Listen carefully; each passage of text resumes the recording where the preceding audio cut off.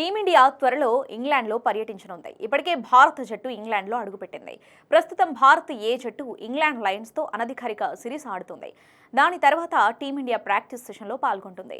Rohit Sharma, Virat Kohli test retirement తర్వాత భారత్ ఆడబోయే తొలి test series ఇదే కావడంతో భారత్పై ఒత్తిడి ఉండడంలో ఆశ్చర్యం లేదు. అయితే ఐపీఎల్లో దంచుకొట్టిన కొందరు ఆటగాళ్లు ఇంగ్లాండ్ టూర్కి సెలెక్ట్ అయ్యారు. తుది జట్టులో ఆ ముగ్గురికి చోటు దక్కితే ఇంగ్లాండ్ గడ్డపై భారత్ జెండా ఎగరడం ఖాయం.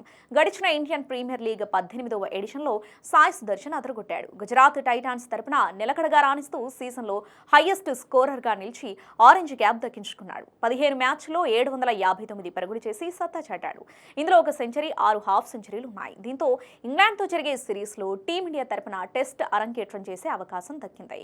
తుది జట్టులో సుదర్శన్కి ఛాన్స్ వస్తే టీమిండియాకు తిరుగుండదని విశ్లేషకులు భావిస్తున్నారు.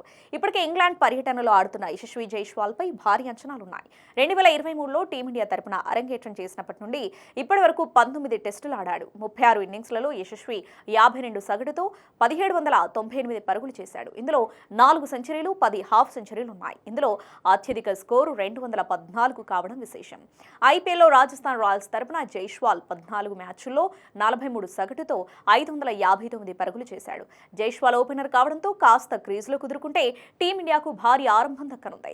గడిచిన ఐపీఎల్ సీజన్లో team India fast bowler Prasidh Krishna purple cap విజేతగా నిలిచాడు. గుజరాత్ టైటాన్స్ తరపున ఈ కుడి చేతి వాటం పేసర్ 15 మ్యాచ్ల్లో 25 వికెట్లు పడగొట్టాడు.